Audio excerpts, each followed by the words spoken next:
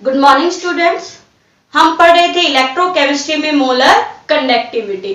अब देखिए, हम मोलर कंडक्टिविटी में हमने इफेक्ट ऑफ डाइल्यूशन हम पढ़ चुके थे और हमें उसके ग्राफ पढ़ने थे। आपको एक थ्योरी बताई थी, डी बाय हकल थ्योरी, जिसमें ग्राफ दिया गया था। एक्चुअली हमने क्या पढ़ा है कि जैसे जैसे हम डाइल्यूशन करेंगे तो उसकी कंसंट्रेशन क्या होती जाएगी, कम होती जाएगी, और उसकी जो मोलर कंडक्टिविटी है वो क्या होती जाएगी, इंक्रीज होती जाएगी। अब देखिए, अगर मैं ये कहूं कि स्ट्रॉन्ग इलेक्ट्रोलाइट के लिए है, किसके लिए है, स्ट्रॉन्ग इलेक्ट्रोलाइट के लिए, भाई डेल सी क्या हो गया, कंसंट्रेशन हो गई, और सॉरी रूट सी क्या हो गया, कंसंट्रेशन हो गई, और लैम्डा एम क्या हो गई, इसकी मोलर कंडक्टिविटी। अब जैसे जैसे कंसंट्रेशन डिक्रीज होगी, आप लोगों को पता है, वैसे वैसे मोलर कंडक्टिविटी क्या होती जाएगी, इंक्रीज होती जाएगी। अब देखिए, मान लो इस पॉइंट पर ये था, हमने कोई भी लिया हुआ है, मान लो हमने NaCl लिया हुआ था, यहां इस पॉइंट पर कंसंट्रेशन ये थी। जैसे जैसे कंसंट्रेशन डिक्रीज होती जा रही है, वैसे वैसे हमें ये पॉइंट मिल रहे हैं कि यहाँ पर मोलर कंडक्टिविटी क्या होती जा रही है। देखो, कंसंट्रेशन इधर डिक्रीज हो रही है और मोलर कंडक्टिविटी इधर क्या होगी, इंक्रीज होगी। तो जैसे जैसे कंसंट्रेशन डिक्रीज होती जा रही है तो मोलर कंडक्टिविटी क्या होती जा रही है, इंक्रीज होती जा रही है। आगे और होगी तो एक पॉइंट ऐसा आएगा कि वो इस लाइन को क्या कर देगा, यहां पर उसे मैक्सिमम यानी नेगेटिव में चली जाएगी। तो क्या था भैया, जैसे कंसंट्रेशन डिक्रीज होगी वैसे वैसे मोलर कंडक्टिविटी क्या होगी, इंक्रीज। अब मान लो दूसरे के लिए है, तो चलिए यहां पर देखो, जैसे जैसे कंसंट्रेशन इंक्रीज होती जा रही है वैसे वैसे भाई मोलर कंडक्टिविटी क्या होती जा रही है, इसकी इंक्रीज होती जा रही है। तो हमें ये एक स्ट्रेट लाइन ग्राफ मिल जाएगा इस वे में, नेगेटिव स्लोप में। अगर हम बात करें वीक इलेक्ट्रोलाइट की, किसकी बात करें, वीक इलेक्ट्रोलाइट की अगर हम बात करें तो वीक इलेक्ट्रोलाइट में देखें, अगर आप लोग क्या करेंगे, अगर हम कंसंट्रेशन डिक्रीज करेंगे तो मोलर कंडक्टिविटी धीरे धीरे इंक्रीज होगी। बट एक पॉइंट ऐसा आएगा कि जो मोलर कंडक्टिविटी धीरे धीरे इंक्रीज हो रही थी वो अचानक से क्या हो जाएगी, इंक्रीज हो जाएगी। भाई क्या था कि जैसे आप लोगों ने डाइल्यूशन बढ़ाया तो उसमें कंसंट्रेशन डिक्रीज होगी आयंस के as compare to, but weak electrolytes में क्या होगा कि जैसे जैसे आप क्या करोगे कि डाइल्यूशन को इंक्रीज करोगे, जैसे जैसे हम लोग डाइल्यूशन को इंक्रीज करेंगे तो उसका डिसोसिएशन बढ़ जाएगा। वीक इलेक्ट्रोलाइट का डिसोसिएशन क्या हो जाएगा, बढ़ जाएगा, यानी उसमें जो नंबर ऑफ आयंस है वो क्या हो जाएंगे, बढ़ जाएंगे, और नंबर ऑफ आयंस बढ़ने की वजह से मोलर कंडक्टिविटी अचानक क्या हो जाएगी, इंक्रीज होने लग जाएगी। तो यहां पर देखिए, अब ये दोनों ही लाइन कैसी हो गई हमारे लिए, कहीं ना कहीं हम मानेंगे भाई ये दोनों पैरेलल चल रही है, तो हम मानेंगे कहीं ना कहीं ये डाइल्यूशन हो रहा है, ये कंप्लीट कहां हो रहा है, इन्फिनाइट पर। कहां कंप्लीट हो रहा है, इन्फिनाइट पर। तो हम ग्राफ के थ्रू वीक इलेक्ट्रोलाइट्स के लिए मोलर कंडक्टिविटी की वैल्यू नहीं निकाल सकते। ठीक है भाई, ये ग्राफ तो सिंपल सा है। यहां पर जैसे ही हुआ कि स्ट्रॉन्ग इलेक्ट्रोलाइट्स में जैसे जैसे कंसंट्रेशन डिक्रीज होगी उसकी मोलर कंडक्टिविटी क्या हो जाएगी, इंक्रीज। हमें इस पॉइंट पर मैक्सिमम मिल जाएगी, कितनी होती है आसानी से निकाल सकते हैं। बट यहां पर क्या है कि जैसे जैसे कंसंट्रेशन क्या हो रही है, यहां पर डिक्रीज यानी डाइल्यूशन इंक्रीज हो रहा है, तो डिसोसिएशन बढ़ने की वजह से मोलर कंडक्टिविटी क्या हो गई, इंक्रीज हो गई। मोलर कंडक्टिविटी अचानक से क्या हो गई, इंक्रीज। ये मान लो एक के लिए है तो ये दूसरी इलेक्ट्रोलाइट के लिए है, तो हम मानेंगे कि ये जो डाइल्यूशन हो रहा है ये इन्फिनाइट तक हो रहा है। यहां जो मोलर कंडक्टिविटी है वो किसमें निकलेगी, इन्फिनाइट तक निकलेगी। ठीक है, तो ये है इन दोनों के ग्राफ। एक हमने पढ़ा, हम पढ़ते हैं y equal to mx plus C, यही पढ़ते हैं ना हम लोग। भाई यहां पर मान लो ये वैल्यू है इन्फिनाइट तक आ गई, मान लो कहीं भी, तो यहां ये हम ग्राफ पढ़ते हैं ना, ये नेगेटिव स्लोप है तो वैल्यू किस में आ जाएगी, नेगेटिव में। वायु की वैल्यू कितनी है भाई, डेल एम, वाई एक्सिस पर वैल्यू कितनी है, मतलब मोलर कंडक्टिविटी की है, मैं इसको सॉरी मैंने हर जगह शायद लैम्डा से लिखा है तो मैं लैम्डा से ही लिख देती हूँ ताकि आप लोग कंफ्यूजन ना हो। लैम्डा एम है, एक्स एक्सिस पर सी की कंसंट्रेशन की वैल्यू कितनी है, इन्फिनाइट। कितनी हो गई भाई ये लैम्डा एम किसके ऊपर है, इन्फिनाइट के ऊपर है, प्लस यहां नेगेटिव स्लोप है तो माइनस एक्स एक्सिस की वैल्यू कितनी है, डेल सी। तो कितना मान लो इसको, डेल सी। अब ये एक नेगेटिव स्लोप दिखाने के लिए मैं कांस्टेंट लिख देती हूं जो बी है।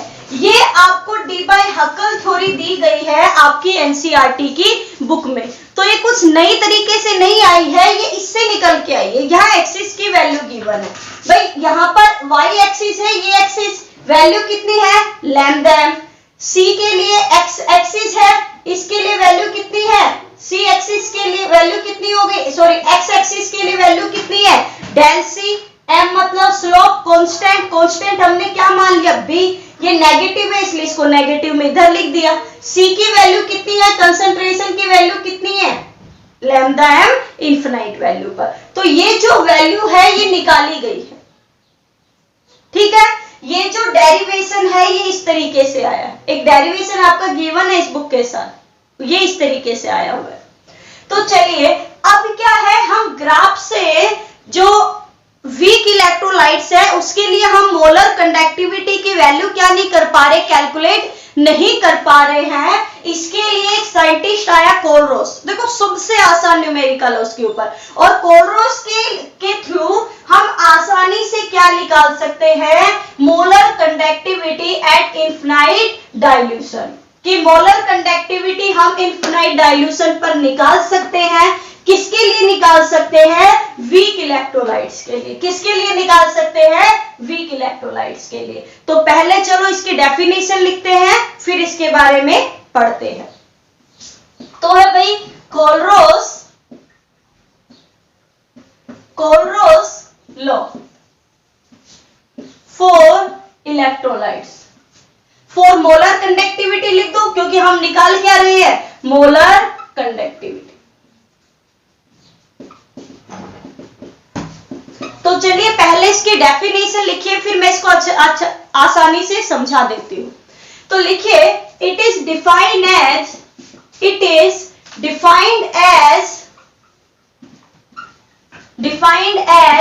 Molar conductivity of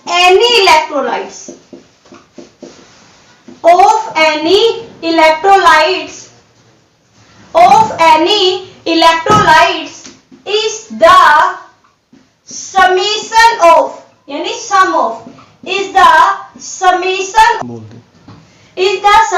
of individual contribution of cation and anion of that electrolyte।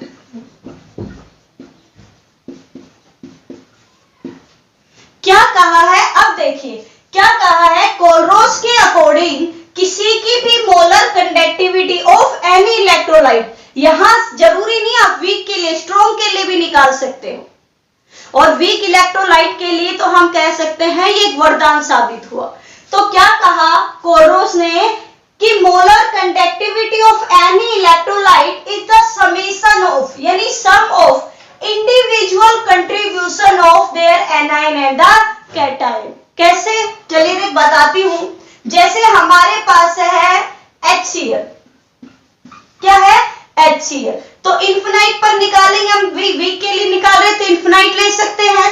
तो F क्या हो जाएगा, अगर इसके लिए मैं कैटायन और एनायन निकालूं, लैम H, कैटायन क्या होगा H plus plus, molar conductivity of Cl negative, यानी जो इलेक्ट्रोलाइट की जो मोलर कंडक्टिविटी होगी वो सम होगी उसके कैटायन का और एनायन का।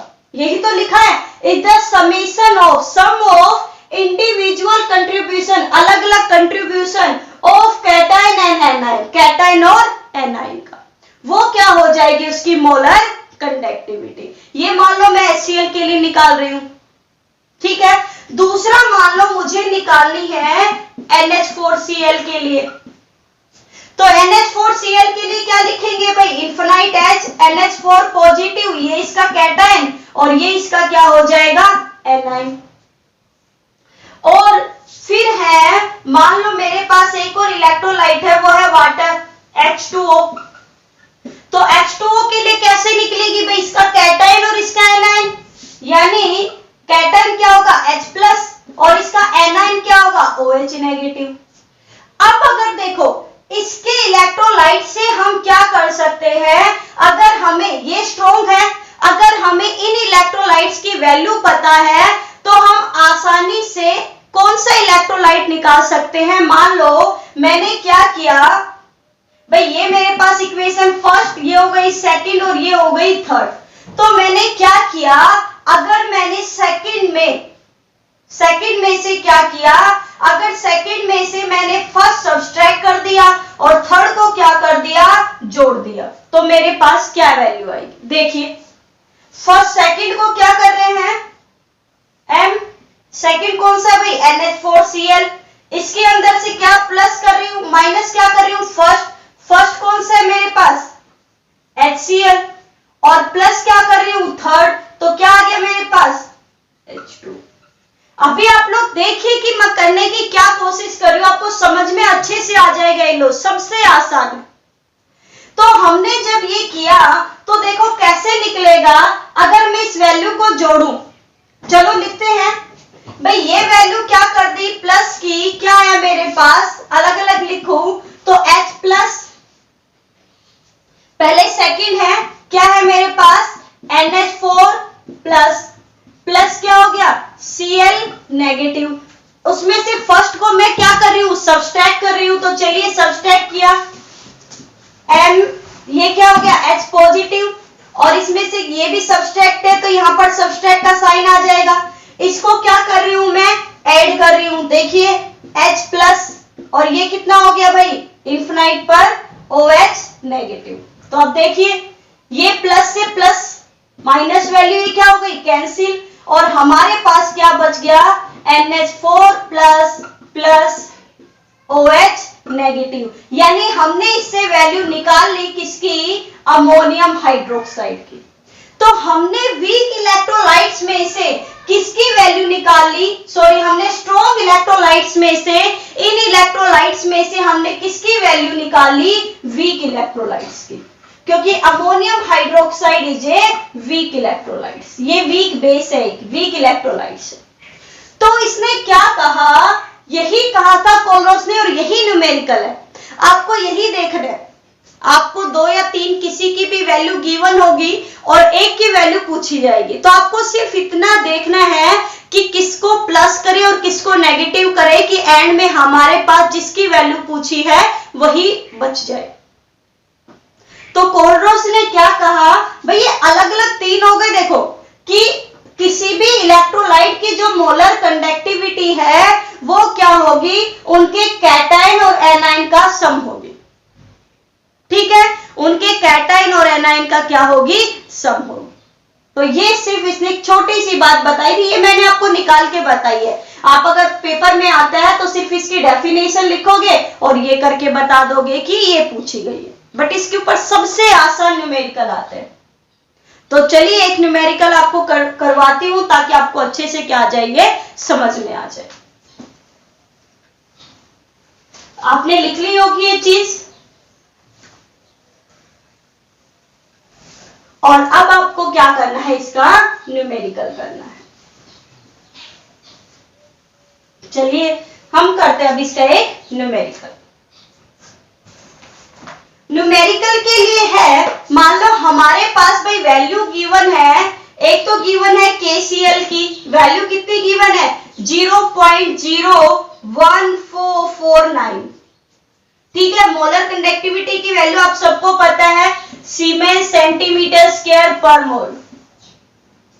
दूसरी जो वैल्यू गिवन है इन्फिनाइट डाइल्यूशन पर, जिसको हम नोट से लिख रहे हैं, वो वैल्यू गिवन है KNO3 की, यानी पोटेशियम नाइट्रेट, और कितनी गिवन है 0.0450, वैल्यू वही है सीमेंस सेंटीमीटर स्क्वायर पर मोल। भाई यूनिट तो सेम ही होगी क्योंकि गिवन है मोलर कंडक्टिविटी। और आप लोगों को वैल्यू एक और गिवन है AgNO3 यानी पोटेशियम नाइट्रेट की, और जो गिवन है 0.01234 सीमेन सेंटीमीटर स्क्वायर पर मोल। और अब आप लोगों से वैल्यू पूछी है AgCl की। किसकी वैल्यू पूछी है? AgCl की। तो अब क्या करना है आप लोगों को? अब ये देखना है कि क्या तो प्लस करे और क्या माइनस करे। सिंपल सी बात है, हमें उन वैल्यू को तो प्लस करना है जिसमें सिल्वर और Cl है। भाई जिसमें क्या है? Ag और Cl है, उन वैल्यू को तो हमें क्या करना है? प्लस करना है, क्योंकि निकालना वही है। और बाकी बची हुई क्या कर दो? माइनस। तो देखो एक तो सिल्वर इसमें और क्लोरीन इसमें, यानी इन दोनों को हमें क्या करना पड़ेगा? प्लस करना पड़ेगा। चलिए करते हैं। AgNO3 प्लस कितनी हो गई भाई? KCl। और माइनस क्या करना पड़ेगा? बची हुई वैल्यू आप माइनस कर दो तो क्या हो जाएगा? KNO3। समझ गए ना कैसे? भाई AgNO3 KCl में देखो NO3 से क्या हो जाएगा? NO3 कैंसिल और K से क्या हो जाएगा? K cancel. नेगेटिव में लिखोगे तो लिख दो AgNO3 की वैल्यू कितनी है? 0.01234 प्लस KCl की वैल्यू कितनी है? 0.01449 और KNO3 की वैल्यू कितनी करोगे? 0.0450। अब इसका आंसर क्या आया ये आपको नीचे कमेंट बॉक्स में लिखना है। भाई इतना तो होमवर्क आपको साथ की साथ में करना पड़ेगा, ताकि मुझे भी पता चले ना कि मैं पढ़ा रही हूं तो आप लोग कितना सीरियस होके पढ़ रहे हो। तो सभी को इसका आंसर किसमें लिखना है? नीचे कमेंट बॉक्स में। और लाइक करना मत भूला करो, ठीक है? तो देखो ये आसान सा न्यूमेरिकल आता है कोलरोस के ऊपर। आसानी है ना भाई। सिर्फ आपको ये देखना है कि जो वैल्यू आपसे पूछी है उन वैल्यू को प्लस कर दो, बाकी की नेगेटिव कर दो। चाहे आप अलग अलग लिख कर देखिए। देखो चलो मैं लिख के दिखाती हूं। भाई Ag क्या हो जाएगा? Ag पॉजिटिव प्लस क्या हो गया अलग अलग? NO3 negative. ये प्लस में किया हमने, अलग अलग करेंगे तो क्या हो जाएगा? K पॉजिटिव प्लस क्या हो जाएगा? Cl negative. ये वैल्यू माइनस में करेंगे तो K प्लस माइनस कितना हो जाएगा? NO3 negative. अब देखो NO3 नेगेटिव, ये प्लस ये माइनस, ये प्लस ये माइनस ये प्लस, तो अपने पास बचा क्या? AgCl। तो वही बात है, यहां पर हमने एक साथ वैल्यू पुट अप करके लिख दी, ठीक है? तो इस तरीके से इसके ऊपर एक सिंपल सा क्या आता है? न्यूमेरिकल आता है, जो आप लोगों को क्या करना है? करने हैं, ठीक है? सबसे आसान न्यूमेरिकल है। सिर्फ आपको इतना सोचना है कि क्या प्लस करें, जो वैल्यू गिवन है आपसे पूछी गई है उन्हीं को प्लस कर दो और बाकी की वैल्यू को क्या कर दो? सब्सट्रैक्ट कर दो। तो आपके पास किसकी वैल्यू आ जाएगी? जिसकी पूछी उसकी वैल्यू आपके पास आसानी से आ जाएगी। तो ये था हमारे पास कोलरोस लॉ। कोलरोस लॉ में आपको क्या बतानी है कि मोलर कंडक्टिविटी किसके लिए पूछी है? वीक इलेक्ट्रोलाइट के लिए। तो एक तो आपके पास इसकी एप्लीकेशन क्या हो जाएगी? एप्लीकेशन में क्या लिखोगे भाई? इसके बाद लिखोगे application of Kohlrausch's law. First क्या लिखोगे? फर्स्ट क्या लिखोगे? It is used to calculate the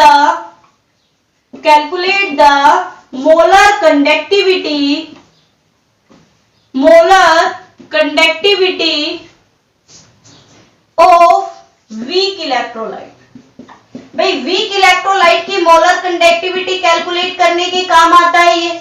second इसकी एप्लीकेशन क्या हो जाएगी? It is used to calculate the degree of dissociation.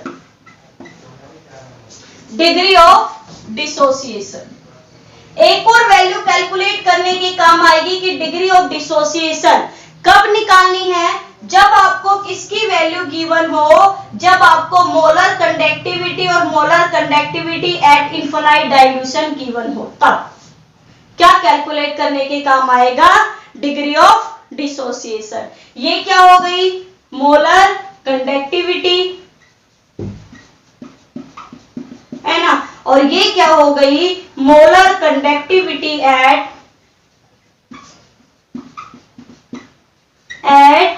Infinite dilution, है ना भाई। इनफाइनाइट डाइल्यूशन पर कितनी और वैसे कितनी है गिवन, तो उससे हम क्या निकाल सकते हैं, डिग्री ऑफ डिसोसिएशन वही है, कैलकुलेटेड कितनी और आपकी ऑब्जर्वेशन कितनी है, तो वो क्या हो गई आपकी डिग्री ऑफ डिसोसिएशन। तो कई बार क्वेश्चन में आप लोगों को ये वैल्यू गिवन होती है और क्या पूछते हैं, डिग्री ऑफ डिसोसिएशन, तो आप आसानी से क्या कर सकते हो, कैलकुलेट कर सकते हो। तो आज के लिए इतना ही काफी है। अब आपकी जो टर्म थी ना, बेसिक टर्म्स, इलेक्ट्रोलाइट्स, भाई आपको शुरू में मैंने कहा था इलेक्ट्रोकेमिस्ट्री में हम 3 पार्ट्स पढ़ेंगे। फर्स्ट हम पढ़ेंगे इलेक्ट्रोलाइटिक सेल, दूसरा हम क्या पढ़ेंगे, गैल्वेनिक सेल, और थर्ड टॉपिक हम क्या पढ़ेंगे, कंडक्टिविटी ऑफ सॉल्यूशन। तो हमारे यहाँ पर 2 टॉपिक कंप्लीट हो चुके हैं, इलेक्ट्रोलाइटिक सेल और कंडक्टेंस ऑफ सॉल्यूशन। अब यहां तक का आपका एक होगा टेस्ट, यानी आपको खुद से क्या देना है, एक टेस्ट देना। अब आपका सिर्फ एक ही टॉपिक बचा हुआ है इस चैप्टर का, वो है गैल्वेनिक सेल। तो मिलते हैं एक नए टॉपिक के साथ कल। आज के लिए इतना ही काफी है। Thank you.